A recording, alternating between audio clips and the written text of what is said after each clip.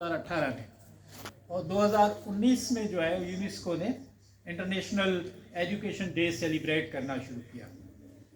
तो ये स्टोरी तो बहुत छोटी सी है कि 19 से हम 26 पर पहुंचे हैं, 5-6 साल की स्टोरी है।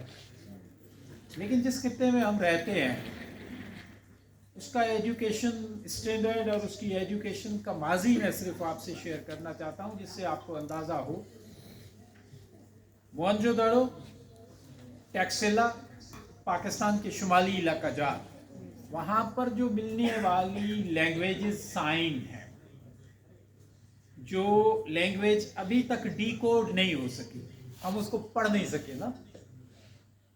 इजिप्ट में जो 1400 कबले मसीह, 4000 कबले मसीह,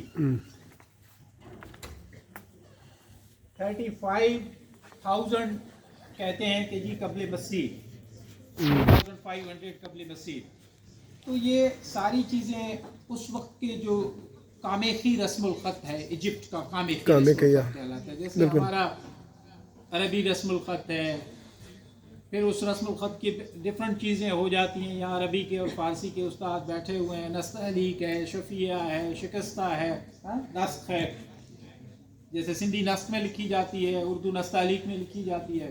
तो इसी तरह मुख्तलिफ जो ख़त हैं, उन ख़तों में ये सिंधी का जो रस्मुल ख़त है, जो कि मोहनजोदड़ो की साइन लैंग्वेज के तौर पे हड़प्पा से मिलने वाली जो साइंस हैं, इसी तरह जो इनको हम डिकोड नहीं कर सके ना, अभी हम नहीं पढ़ सके। लेकिन ये ज़ुबान तो थी ना, ये ज़ुबान थी तो एजुकेशन सिस्टम था ना, और एजुकेशन सिस्टम था तभी तो उस तहजीब की आसार है। जो आसार हैं वो आप देखें कि दुनिया की बेहतरीन तहजीबों के आसार से मिलते हैं। बिल्कुल सही। और फिर जो यहाँ पर मोहनजोदड़ो में मिलने वाली जो गंदम है, मिलने वाली जो कॉटन की निशानियाँ हैं, वो इजिप्शियन कॉटन और सिंध की कॉटन के दरमियान जो है उनमें हमाहंगी पाई जाती है।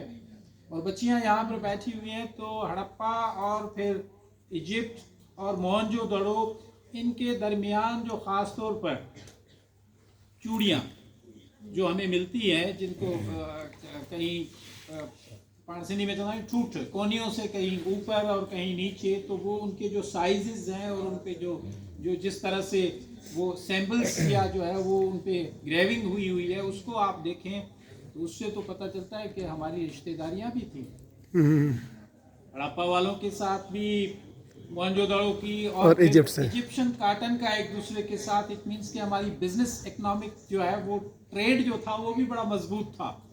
तो इस बैकग्राउंड बताने का मकसद इस एजुकेशन डे पे ये है कि हमारा जो हेरिटेज है वो बहुत ज़्यादा रिच है, और उस रिचनेस को कहाँ पे वो फॉल्ट आया, वो नेचर बाय नेचर हुआ या बाय जो है वो अपना इकोनॉमिकल जो यूँ कहना चाहिए कि सोशल जो इन्वायरमेंट बना, उसकी वजह से ये गैप डेवलप हुआ, और उस गैप पूरी दुनिया में डेवलप हुआ। आप देखें ना, इजिप्ट के लोगों को भी ये एहराम फ़िरौन से तो रिलेट किए जाते हैं, लेकिन वो टेक्नोलॉजी तो उनके पास नहीं है कि जो ममीज़ मौजूद के तौर पर उन्होंने हज़ारा बरस से जो है वो सिक्योर है, वो तो हम नहीं जानते। ये जो ट्रायंगल है, इस ट्रायंगल की वजह से चीज़ें किस तरह सिक्योर हो जाती हैं। मेरे एक दोस्त ने तजुर्बा किया, हमारे यहाँ हुसैनाबाद में रहते हैं, सिंधी के प्रोफेसर थे, इत्तफाक से उनका नाम भी बरकत था।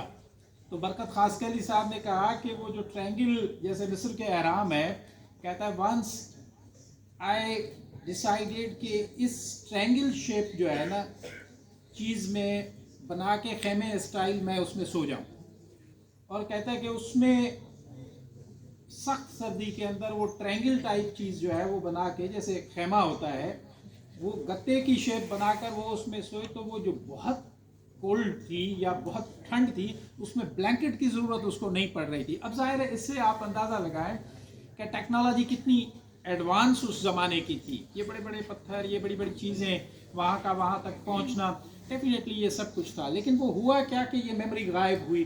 This is the archaeological site, उस पर काम होगा।